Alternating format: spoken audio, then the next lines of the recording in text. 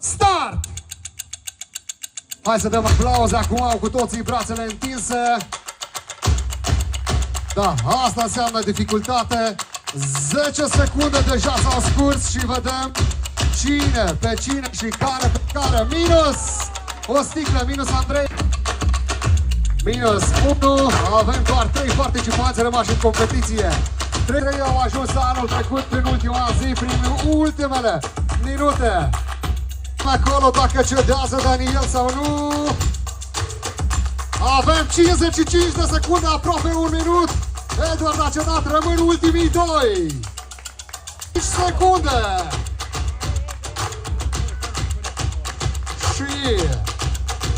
Și haideți aplauze mai puternice să vedem cine va reuși.